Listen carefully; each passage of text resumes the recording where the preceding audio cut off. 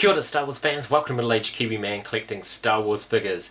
No new Star Wars figures really to report this week, however, I'm going to make a video anyway, and it's going to be about the B1 Battle Droid in the Vintage Collection. Now hear me out. I know we've had a few in the Vintage Collection already, but I'm going to make the case for more, so come join me. Okay, first up we've got the OG Battle Droid, so it's OG because it was first appeared in 1999 in Episode 1, The Phantom Menace of course. And this is the first version that came out in the Vintage Collection, VC78. And you can see that's quite a nice unpunched original card. And you can see the figure inside there. The card back image is actually, whoa, get it in focus, is actually really cool, and I like that, and don't need any changes to that. They did reissue it. This is the reissue. And it's so super shiny. The problem is it's not a great mold, and it is, yeah, it's like noodles really. It gets warm in the garage in summer and these guys just flop over, so it is not a great mold. Okay, here's a bit of a lineup of some of the Episode 1 Battle Droids we've got over the years. This is the classic 1999 B1 Battle Droid. A lot of people, including my mate Coleman, reckon that this is still the best one today, and it is the sturdiest. Doesn't have the best articulation, but it's pretty solid. Comes in a variety of decos. We'll get into that later. This one is Clone Wars, so it's a little bit more cartoony, but they're quite cartoony anyway, so that fits in nicely with the displays. Again, not a lot of articulation. Relatively cool looking. This one looks like a ghost, and I think this has got limited articulation as well. I think this one might be a Movie Heroes or something like that. So yeah, the sculpt's okay. Look, he can't even hold his blaster, that's annoying. Then we've got the two versions of the Vintage Collection, VC78. So this is the original version, so a little bit of weathering and a bit more of a matte finish on his head compared to this one, which is almost carbonized. This is the reissue that came out a couple of years ago. That just looks awful.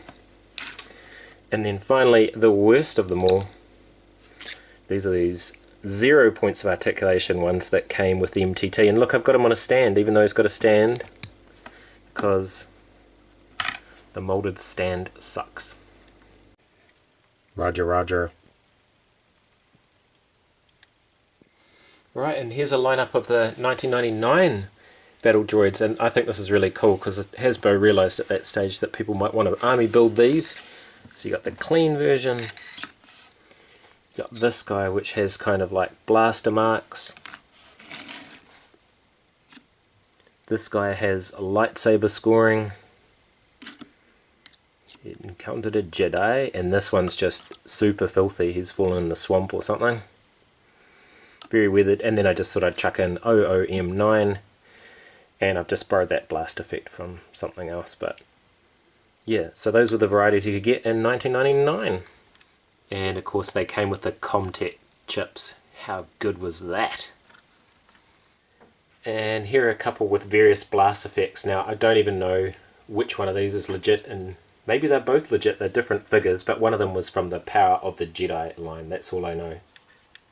Okay, getting back to the Vintage Collection, Vintage Collection 2.0 gave us two more B1 Battle Droids. So we got this one from Battlefront 2. This is VC193. It's a very interesting scheme. Yeah, it's the heavy Battle Droid from the game. VC193, you can see the other ones in that Gaming Greats line. Man, there's a lot of garbage on the back of that card. That looks pretty cool. And there he is. Very nice and shiny, kind of carbonized again, and the exact same mold as the VC78. And then we got this one from the Tati Gendakovsky Clone Wars. I can't say that. And you can see there, it's sort of the color of, almost the color of a Geonosis droid, but not quite. I love that image. It's really cool. And that logo. And the 50th anniversary logo. When this first came out, this line I wasn't that impressed. It took me a while to warm up to it. But you can see there, the card art is pretty cool. Let's just bring that down there.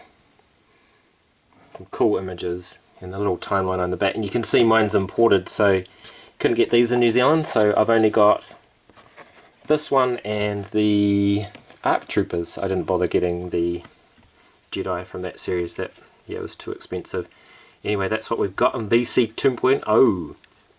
Alright, and here is my pitch. So I think we need some more B1 Battle Droids in the line. So we definitely don't want to go back to this mould, which is these two guys from the Vintage Collection, because that's had its day. It's a little bit too scrawny.